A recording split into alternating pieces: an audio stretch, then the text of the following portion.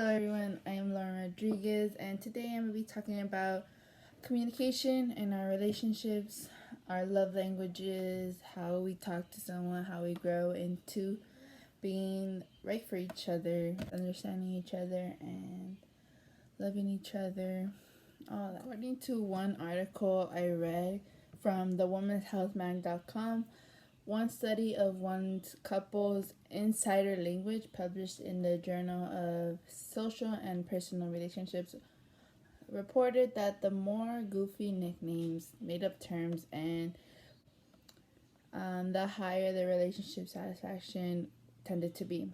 People will have their opinions. That's so corny, they are weird, how cringy of them. And every relationship is unique, and one with their significant other or even friend can build a bond no one will understand, only them. I've personally been lucky enough to have this experience with a few close friends and my significant other. Specifically, with my significant other, I have learned a lot about communicating with someone because we tend to be more emotional, and it's just we have to learn to communicate like exactly what we want, exactly what we need in order to grow and move forward. Some ways that were said in bustle.com: couples can sense when their partner is upset.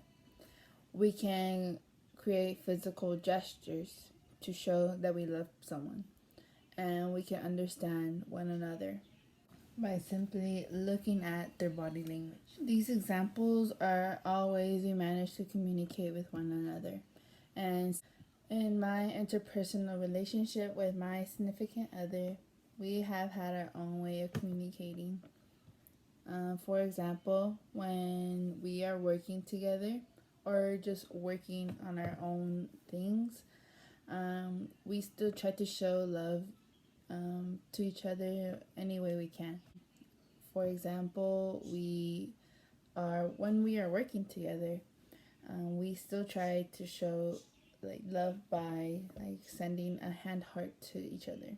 When we're doing our own thing, like our homework and stuff, we'll still send a text here and there saying I love you, just to make sure that the other person knows and we're not leaving them out or anything. My partner and I, we do say I love you a lot. So yeah, whenever we are arguing, whenever we're just having a simple conversation, we never forget to say I love you, so we can just show our love for each other just by saying those 3 words. To understand each other, we know when we are when the other person is upset or happy. We can make them laugh, and just their hopes and dreams. At the end of the day, this is the person you will ultimately spend the rest of your life with. So why not become closer and grow into the best version you guys can be together and individually. As many things in life, great things come with hard work. And in relationships, we can grow and improve our skills with communicating, and eventually it becomes, in a sense, perfect. And in my relationship with my partner, it took a while for us to have the same wavelength and be like how we are today, knowing when the other person is upset, knowing when we're happy, not just understanding one another inside and out. The book Looking In and Looking Out, it describes how all of us have lived with certain rules we have seen or have been taught in our life. For example, pragmatic rules, thematic rules, and syntactic rules are the rules that have helped interpret communication in everyday interactions. Everyone interprets things differently. Not many people will have the same humor as you or emotional stability as you, meaning like you can say something and the person will like take it more sensitively. It's just someone will care more or less as you. We often tend to misread a person, misread the situation, or just not even understand another person's point of view. We are all different, and sometimes we forget that. Me and my partner, there was a lot of trial and error to understand our love languages. My boyfriend shows his love more through touch and words of affirmation, while I show my love for him through words or acts of services. He is more affectionate. He never fails to make me feel special, whereas I am not so affectionate, and that tends to not go so well. He can hug me and I'll still be like, don't touch me.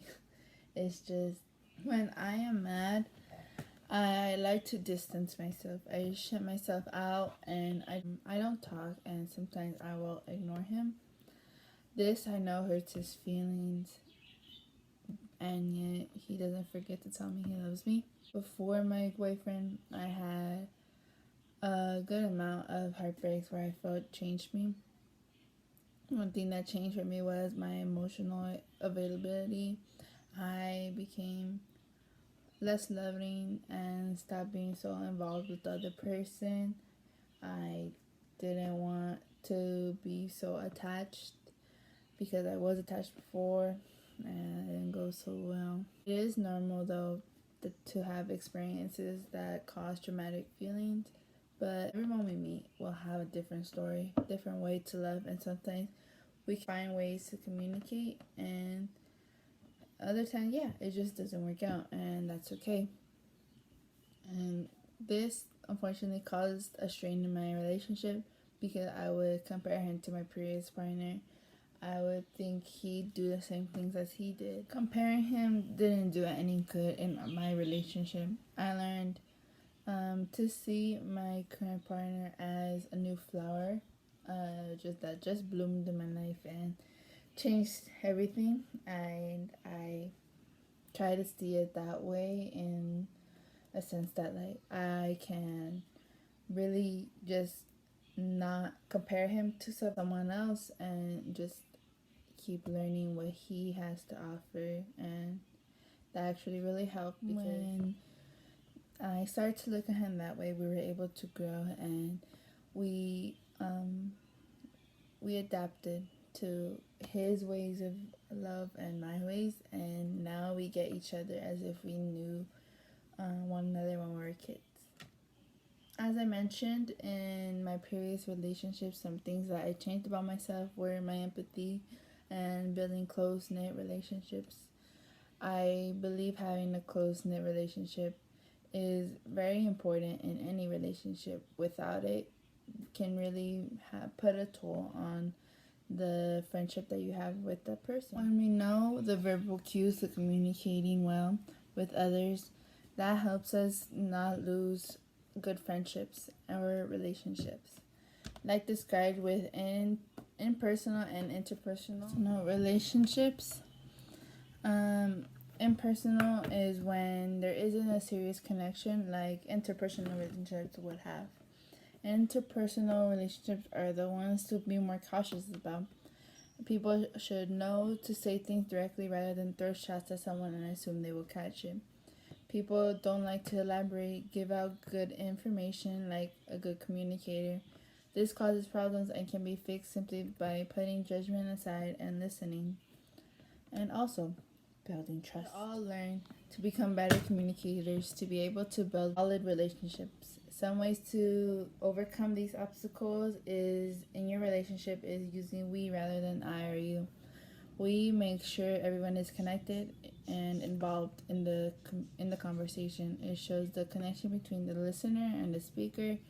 It is important that when we communicate with our significant other, use this method because it gives a sense that we are in this together. In a relationship, we are a team with that person, and they are a person who knows everything about you, and you should know everything about them. In conclusion, building solid relationships to the point of knowing each other like the back of your hand is very beneficial. Not only that, but to know how it works and how to do it is very worthwhile. As mentioned in the very beginning of this course, communication is a basic human need. When we have the bond with others to be able to talk and grow, it is great and can only make us grow individually as we grow up and learn more about other people.